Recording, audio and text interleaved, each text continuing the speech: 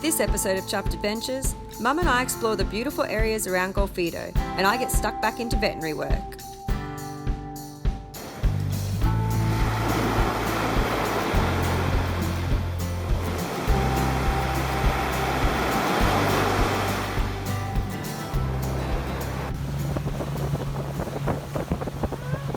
Our adventures began with a tour of Zamia, a national refuge managed by my amazing friends Phoebe and Pippi. Our tour guide was to be Phoebe's father-in-law, Roberto, who's lived in this area since he was just a boy. Ah, bueno.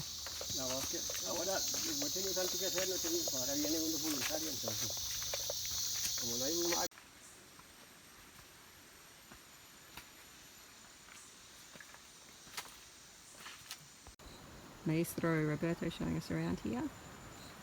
This is his house. This is where Robert lives. And you can hear and see the ocean out there.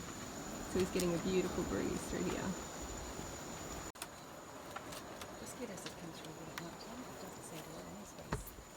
He's got his stuff, yeah. Alright. We are hiking uphill once again to go to a lookout. So I apologise, I'm a bit out of breath. Roberto's been showing us around. He lives up here in Zamia, and it's a national refuge. And basically what Costa Rica did, rather than have hundreds of national parks that the government has to try to look after, they divided some into refuges that private owners look after. So he is the caretaker of this one, ex-gold miner, and he loves living up here by himself with the volunteers that come up. So it's a very good life. Lots of wildlife too here. That's Punta Aranitas over there. Over here is Punta Banco and Pavones, which is near where we surf. Yeah. And then Matapalo is over here. And Puerto Jimenez is kind of back this way.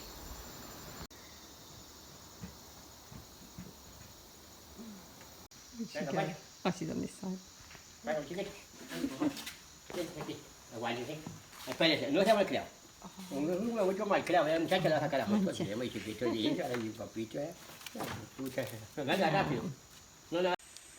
I'm just watching my footing a little bit. So look how pretty that is going up there. We're just heading back to Phoebe's now, and it was quite fun chatting with Roberto. He's quite the talker, and he was telling me a lot. Pancho, that little coate that comes and visits, he has been coming for the last 2 years, so they're quite good friends now. But Pancho's whole family, I guess, lives here and has been known to the people in this area for a long time. So they're kind of like the possums of Australia and things, where they get tame quite quickly. But Roberto was saying the reason he gives Pancho bananas is that they actually found giving him that small amount once a day stopped him scavenging the kitchen, because it's very hard to keep them out like raccoons. He was also just telling me how he lives off the land a lot more. It's a lot more natural. He has almost no chemicals and no processed goods, and he really likes it that way. And he thinks that people visiting learn to love nature more, and that's why he loves Zamia so much and loves living here. So it was very cool talking to him and seeing the world from his point of view a little bit. So yeah, all in all, a very nice day, a nice hike. Taking a freshwater dip to wash the hike away. The water's super clear and beautiful. Ah.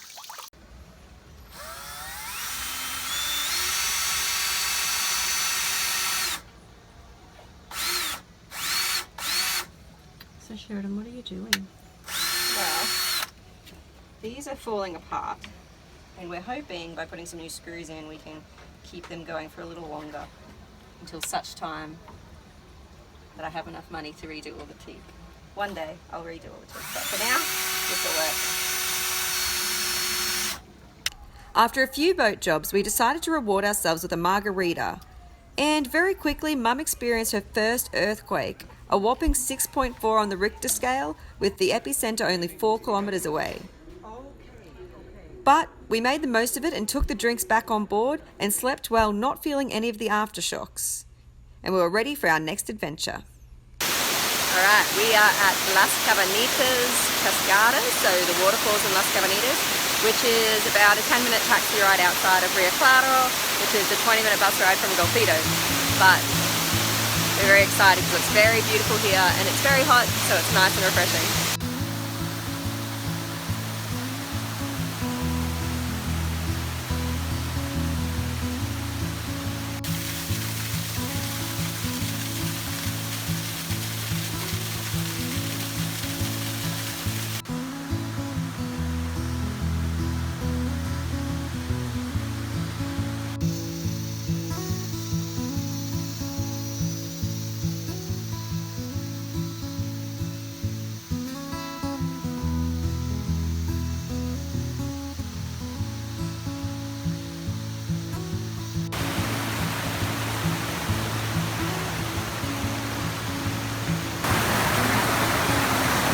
So Las Cabanitas is not a super well known area to come, but it's really not that hard to get to and it's really, really beautiful. It's definitely worth a visit.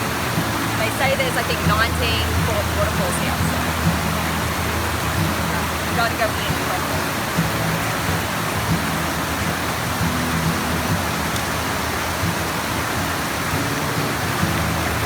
A little bit cold? A little cold?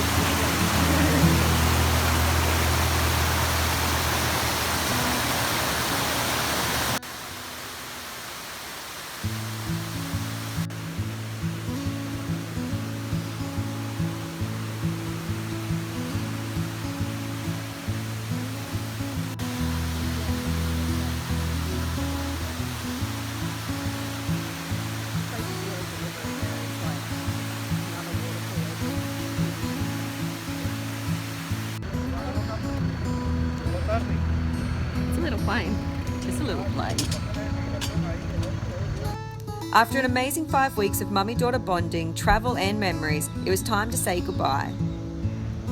And with Mum taking off for Oz, it was time for me to get stuck back into the veterinary work. Hi Mummy, I miss you. Alright guys, all set up for a little mini surgery day. Nothing too serious, 2 spays and a lip repair. But the lip repair will be kind of cool because it's like veterinary plastic surgery. So I'll show you some before and afters. So Camilla has a torn lip that has healed, but we're going to see if we can repair it for her today. Camilla is asleep and you can see the split in her lip, and she actually has gum recession, so this gum should come down. Let's see if I get it focused. You can kind of see the line where it should come down, but because it's been exposed, the gum's receded, so it'll be good to get that fixed. Right, so that's our repair job. It's not perfect, but it will cooperate. Wow, yeah, it's pretty good, I think. Sammy's human mum Jessica has worked at a local veterinary clinic when she was a teenager, so it was always amazing help to have on hand. I placed an intravenous catheter into Sammy's vein, which allows me to give more anaesthetic, fluids and emergency drugs if they're needed. I then began shaving, cleaning and preparing the surgical area. It's sometimes funny to think about the difference working in clinics versus working in people's houses and rural areas. I really love the social aspect, with people coming and going to learn more and more about what to do with their animals and what I'm doing with their animals. It's also helped me become a better veterinarian, learning to do a lot of surgeries on my own, as well as preparing the animals from start to finish, of course with a lot of help from friends. Sammy's spay surgery went very well and was very routine. With her ovaries and uterus removed, she'll no longer be able to have puppies, which will be really good for her and for her family. We also began treatment for Sammy for a mild skin infection because last week she decided to take on a porcupine and, of course, came out second best. How are you feeling after your surgery, Sammy? No more babies for you. Which will be so good, huh? It'll be so, so good. And we'll get rid of these porcupine attack infection as well. What's he doing? Hello. How's your lip doing, Missy? Hey? Looks good. Looks like the... Looks like it's healing well. Mm-hmm. Yeah. I feel very blessed to have spent such an amazing time with my mum, exploring new cultures, road tripping, taking boats, buses and planes, and visiting some of the most beautiful places in the world. We are both very, very chuffed to have been able to share it all with you. This trip has also made me realise what a lucky girl I am to have such a beautiful mum inside and out who's always up for an adventure.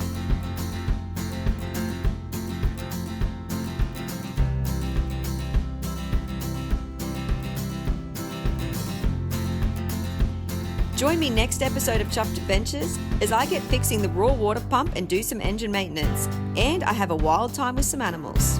Until then, stay chuffed everybody.